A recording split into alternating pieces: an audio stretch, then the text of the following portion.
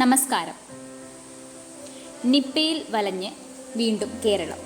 ജില്ലയിൽ നിപ്പ സ്ഥിരീകരിച്ച സാഹചര്യത്തിൽ മലപ്പുറത്ത് പൊതുനിയന്ത്രണങ്ങൾ ഏർപ്പെടുത്തി ജില്ലാ കളക്ടർ വി.ആർ. വിനോദിന്റെ ഉത്തരവ്. പൊതുജനങ്ങൾ കൂട്ടം കൂടുന്നത് പരമാവധി ഒഴിവാക്കണമെന്നും നിർബന്ധമായും മാസ്ക് ധരിക്കണമെന്നും കളക്ടറുടെ ഉത്തരവിൽ പറയുന്നു. പക്ഷികളും വവ്വാലുകളും മറ്റു ജീവജാലങ്ങളും കടിച്ച പഴങ്ങൾ കഴിക്കരുതെന്നും രോഗലക്ഷണങ്ങൾ ഉണ്ടാകുകയോ രോഗിയുടെ റൂട്ട് മാപ്പിൽ അതേ സമയത്തുണ്ടാകുകയോ ചെയ്തിട്ടുണ്ടെങ്കിൽ കൺട്രോൾ റൂമുമായി ബന്ധപ്പെടുകയും ചെയ്യണമെന്ന് കളക്ടർ വ്യക്തമാക്കി.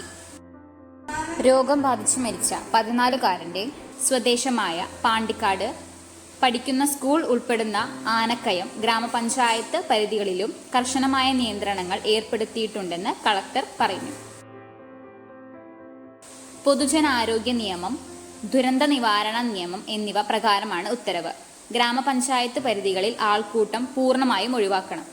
മുൻകൂട്ടി നിശ്ചയിച്ച വിവാഹം അടക്കമുള്ള ചടങ്ങുകൾ ഏറ്റവും പരിമിതമായ ആളെ മാത്രം വെച്ചുകൊണ്ട് നടത്തുക.